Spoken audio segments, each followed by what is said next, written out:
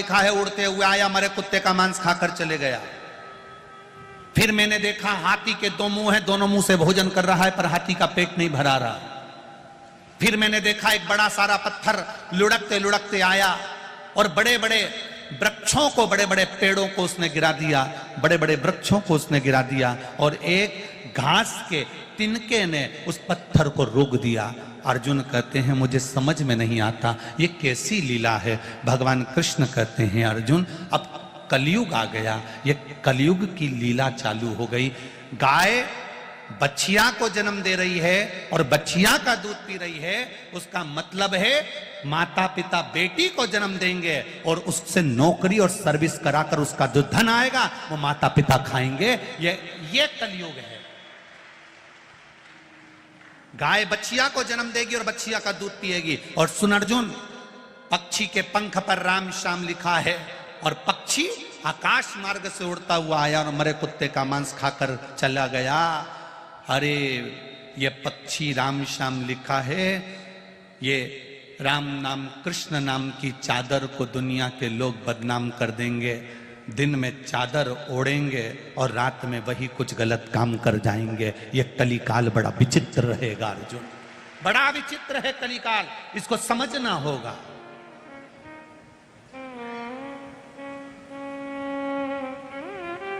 पहले आश्रम में रहने वाले, मठ मंदिर में रहने वाले, भगवान के भजन में रहने वाले, वन में रहने वाले, सत्संग में रहने वाले, भगवान की भक्ति में रहने वाले, आश्रम में रहने वाले, मठ मंदिर में रहने वाले, साधु संत सन्यासी तपस्वी साधक उपासक, ये जितने होते थे इनको रामायण गीता भागवत शिवपुराण भगवान के भजन राम और कृष्ण से मतलब रहता था। पर धीरे धीरे धीरे धीरे धीरे धीरे कलिकाल का प्रभाव बढ़ता गया। जो बड़े बड़े मठ मंदिर आश्रम आदि कादिक होते चले गए, अब वो राम कृष्ण शिव भक्ति भगवान का भजन कीर्तन इसको छोड़कर कहीं ना कहीं संसार के लोगों में कहीं ना कहीं वो अंदर प्रवेश करते चले गए। भगवान छूटता गया, रामायण छूटती गई, गीता छूटती गई, पुराण छूटती गई और जो बड़े बड़े बहुत बड़े बड़े पद पर रहे वो धीरे धीरे संसार के लोगों में भरमाते चले गए। पहले के संत, पहले के साधु, पहले के गुरु, पहले मठ में रहने वाले, पहले आश्रम में रहने वाले, पहले साधु के रूप में रहने वाले, पहले संत के रूप में रहने वाले, पहले के भगवंत, पहले के भजन करने वाले राम और कृष्ण को पकड़ना चाहते थे। आज के जमाने के लोग किसी न किसी सत्ताधारी को पकड़ने का प्रयास करते हैं कि वो हमारे हो जाएं, वो हमसे जुड़ जाएं, वो हमारे हो जाएं। आज का दुनिया पलट गई है, बदल गई, बदल गई। अर्जुन ने कहा मैंने तीसरा देखा, एक हाथी के दो मुंह हैं और दोनों मुख से भोजन कर रहा है, उसका पेट नहीं भरा रहा। अरे अर्जुन मत चिंता कर, एक एक व्यक्ति की दो दो दुकानें होंगी, दोनों दुकान से कमाएगा तो भी घर का गुजारा नहीं हो पाएगा। यह कलिकाल चलेगा। एक दुकान से नहीं, दो दो दुकान डालकर बैठेगा, दो दुकान से कमाएगा। हमारी कपड़े की भी दुकान, हमारी इसकी भी दुकान, हमारी उसकी भी दुकान। छोटा भाई ये करे न बड़ा भाई ये करे, छोटा लड़का ये करे न बड़ा लड़का ये करे, हमारी बहन ये करे न भाई ये करे। इतनी जगह से कमाई होने के बाद भी घर में रोज क्लेश है, रोज अशांति है, रोज चिड़चिड़ है। पति की भी नौकरी है, पत्नी की भी नौकरी है, बच्चे भी एजुकेशन अच्छी कर रहे हैं, पढ़ाई अच्छी चल रही है, सब कुछ अच्छा चल रहा है, उसके बाद भी घर में शांति रत्ती भर की नहीं है। कहां गई वो? किसके लिए कमा रहे हो? किसके लिए भाग दौड़ कर रहे हो? इंदौर जैसी सिटी में, मुंबई जैसी सिटी में, दिल्ली जैसी सिटी में, बड़े बड़े नोएडा जैसी सिटी में, पुणे जैसी सिटी में, बेंगलोर जैसी सिटी में सुबह 8 बजे से घर से निकलता है, 11 बजे ऑफिस पहुंचता है, 11 बजे ऑफिस में गया, 5 बजे तक 6 बजे तक ऑफिस करा, 6 बजे घर से निकलेगा, रात को 10 बजे अपने घर पहुंचता है। घर पहुंचा, मुंह हाथ धोए, 2 रोटी खाई और पड़ गया, फिर उठा, फिर चल दिया, फिर उठा, फिर चल दिया। ये जिंदगी है मनुष्य की। परिवार का हंडा कितना भी भरना चाहो मर जाओगे, आखिरी में अर्थी पर पड़े रह जाओगे, पर परिवार का हंडा जिंदगी भर नहीं भरा पाएगा। जिंदगी भर कभी एक फरमाइश पूरी होगी, दूसरी फरमाइश आ जाएगी, दूसरी फरमाइश पूरी होगी, तीसरी फरमाइश आ जाएगी, तीसरी फरमाइश पूरी होगी, चौथी फरमाइश आ जाएगी। कहीं इसका संबंध करना है, उसकी शादी करना है, उसका मायरा भरना है, छपड़ा टूट गया उसको बनाना है, मेरे बाजू वाले की मेड़ टूट गई उसको करना है, पानी का पाइप लाना है, मोटर डालना है। ये परिवार का जो हंडा है ये कभी जिंदगी में नहीं भरा सकता। बस एक काम करना है, इस परिवार के हंडे को काशी नरेश ने उस भीमा भगत से कहा, एक काम करो, इस परिवार के हंडे को, ये 5 कर्म के हंडे को, इसको ले जाकर देवाधिदेव महादेव को वापस दे दो, यक्ष को वापस दे दो और उनसे कहो हमको ये हंडा नहीं चाहिए, हमें जितना मिल रहा है ऐसा देना मेरे भोलेनाथ, जितना तू दे बस ऐसा देना कि मेरे भाग्य का देना, उसी को करोड़ों का बना देना और उसी को आनंद करा देना, जो दे वो अच्छा देना। हमें ऐसा धन मत दे देना कि बड़ी बीमारी हो जाए, हमें ऐसी संपदा मत दे देना कि हम रोग से ग्रसित हो जाएं, हमें ऐसा धन मत देना कि हम तिल तिल घटते चले जाएं, ऐसा धन नहीं चाहिए। हमें धन वो देना जो मेरी किस्मत का हो, मेरे भाग्य का हो, मेरे लिए जो रखा हो वो मुझे देना, मुझे दूसरे के हिस्से का नहीं चाहिए, मुझे दूसरे के वैभव। कई लोग चप्पल चुरा कर ले जाएं, कोई लोग चेन चुरा के ले जाए, कोई लोग मंगलसूत्र चुरा कर ले जाएं। ये चोटे दुनिया भर में जितनी जगह कथा होती है वहां चोरी करने पहुंच जाते हैं। इनसे पूछो ये कितने साल से चुरा रहे, लाखों की चेन, 50,000 की चेन, 1 लाख की चेन, 25,000 की चेन, 50,000 की चेन, कितनी बार चुराई होगी, कितनों की चुराई होगी। इतनी बार चोरी करने के बाद भी चोटे आज तक चोटते ही रही है। के कुएं का बोर का मोटर चुरा ली होगी, कितने के कुएं की मशीन चुरा ली होगी, उसके बाद भी ना जाने कितनों की मोटरसाइकिल चुराई होगी, कितनों की गाड़ी चुराई होगी, उसके बाद भी ये चोटे की, अरे बोलो जम के बोलो, चोटे की चोटे ही रही है। तुम्हारे यहाँ दूसरी पानी की मोटर आ गई, तुम्हारे यहाँ दूसरी गाड़ी आ गई, तुम्हारे यहाँ दूसरी चेन आ गई, तुम्हारे यहाँ दूसरा मंगलसूत्र आ गया, तुम्हारे यहाँ दूसरी घड़ी आ गई, तुम्हारे यहाँ दूसरी चप्पल आ गई। क्यों? उसने तो चोरी करी थी पर देने वाले ने वापस लौटा दिया। ये उसकी कृपा थी। ये चोर ले, वो चोटा आज तक चोटा है, वो आज तक नहीं सुधरा है, वो चोटा की छोटा ही है। आज भी तुक्तान लगा के आए, ने मोबाइल चुरा लो, नहीं ये चुरा लो, नहीं वो चुरा लो, उसके बाद भी वो चोटा की चोटा ही रिया। और जिसका चले गया उसने फिर नया ले लिया, उस परमात्मा की कृपा से इसके दिन फिर गए, पर वो चोटा की चोटा ही रह गया। वो नहीं उन्नति कर पाया, तरक्की नहीं कर पाया।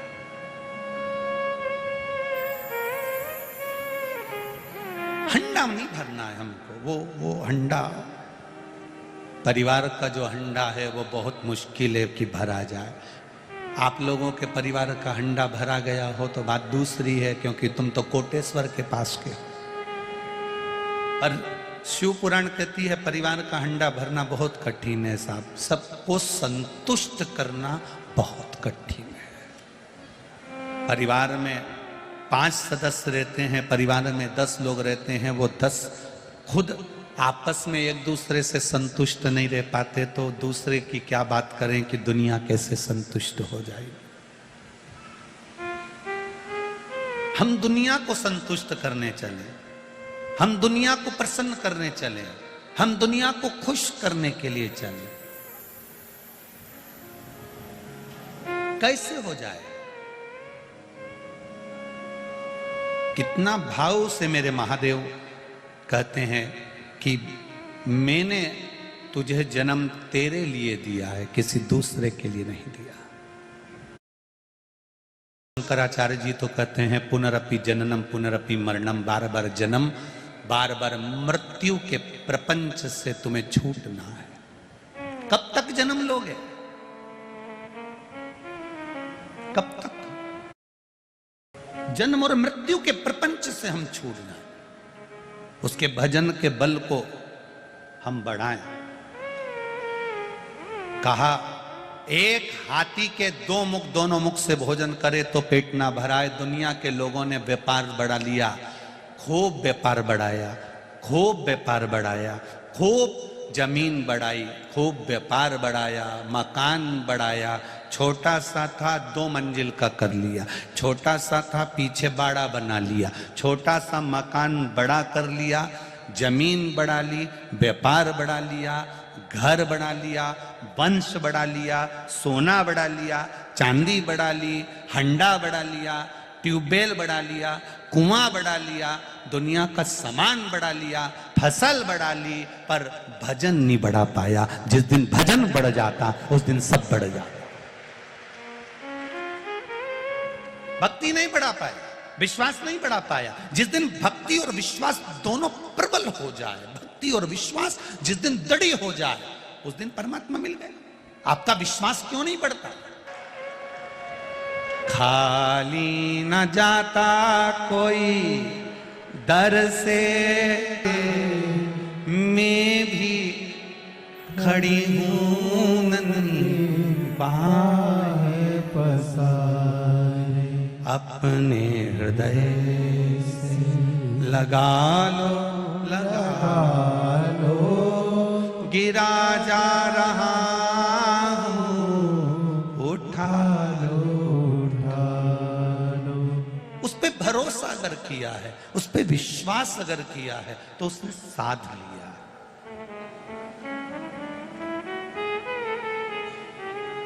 आप लोगों से कहना चाहूंगा, बड़ी दूर दूर से आए हो, धूप में खड़े हो,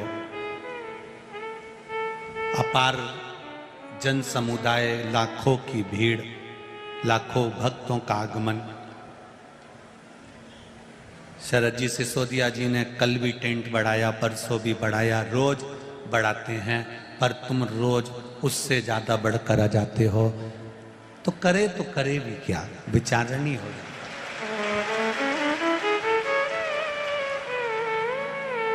शरद जी, कई बार लोग पूछते हैं सीहोर में आकर कि टेंट कितना लगाना पड़ेगा कथा के लिए, तो समिति के लोग कहते हैं कि अब हम कैसे बता सकते हैं कि कितने आएंगे, कि ये कोई भरोसा है?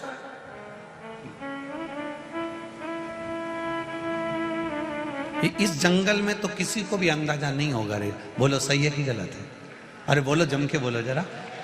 इस जंगल में किसी को अंदाजा नहीं होगा कि ये लाखों की संख्या में लोग यहां पहुंचेंगे। किसको अंदाजा? पर तेरी कृपा बिना न हिले एक भी अणु, लेते हैं श्वास तेरी कृपा से तनो तनो। अब कोई कह रहा था, गुरुजी लोग गर्मी में से आते हैं पर पंडाल में ऐसे बैठते हैं कि इनको कोई को गर्मी भी नहीं लगती। हमने कहा, ये विद्युत विभाग के कितने तो पंखे लगे हैं, पवन चक्की लगी, ये भी तो हिलती रहती दिनों भर। तो कहे, गुरुजी इसकी हवा थोड़ी ना आती है। हमने कहा, भले ना आए पर महादेव की हवा तो आती है ना, बस बहुत सुख दे जाती, बहुत है।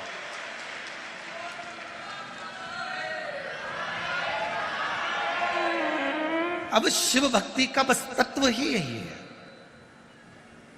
परिवार का हंडा नहीं भर सकते, भजन के हंडे को भरना प्रारंभ कर दो, भक्ति को करना प्रारंभ कर दो। हम ये नहीं कहेंगे कि तुम खेती छोड़ दो, जमीन छोड़ दो, जायदाद, तो उसी में रहो, उसी में। हम मना भी नहीं करेंगे, हम तो 2 बार रोटी खाते हैं, तो हम ये भी नहीं कहेंगे कि तुम 2 बार खाओ, तुम तो 4 बार खाओ, पर किसी के प्राण मत खाओ। मना थोड़ी ना, खाओ। चित्त को परमात्मा में लगाना प्रारंभ करो, और जब ये चित्त, ये विश्वास, ये दृढ़ता, ये भरोसा। एक पत्र आया है, देखिए।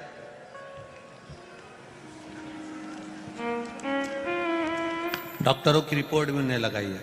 मैं मनीष कुमार पवार, ग्राम बरमंडल, तहसील सरदारपुर, जिला धार का निवासी हूं। कहीं बैठे हो तो हाथ हिला, आप ही हैं, दोनों हाथ हिला देगा।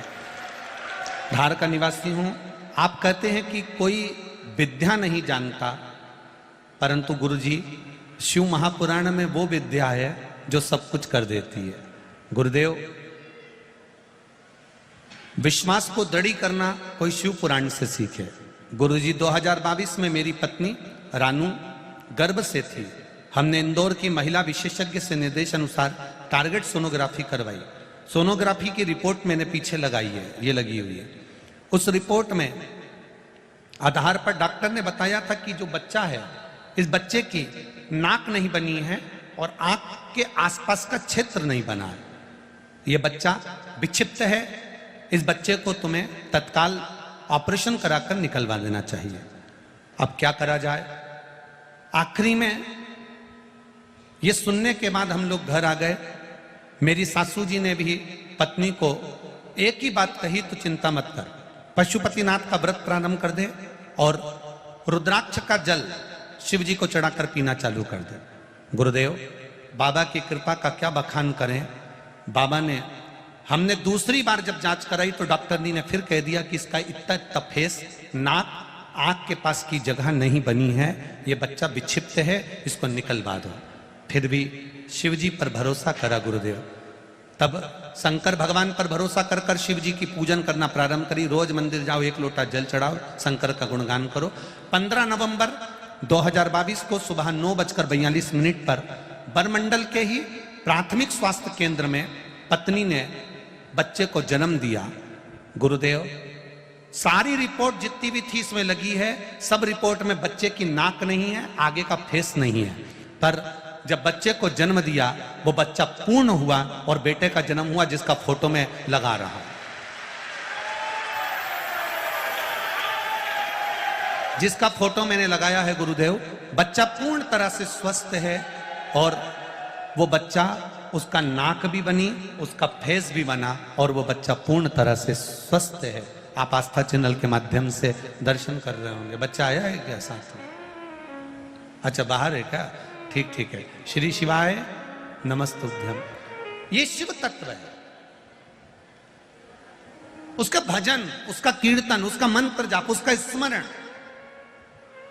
उसका किया गया एक नाम जाप, श्री शिवाय नमस्तुभ्यम, आपने दिल से जपा है, दिल से कहा है, तो उसने दिल से सुना है, दिल से सुना।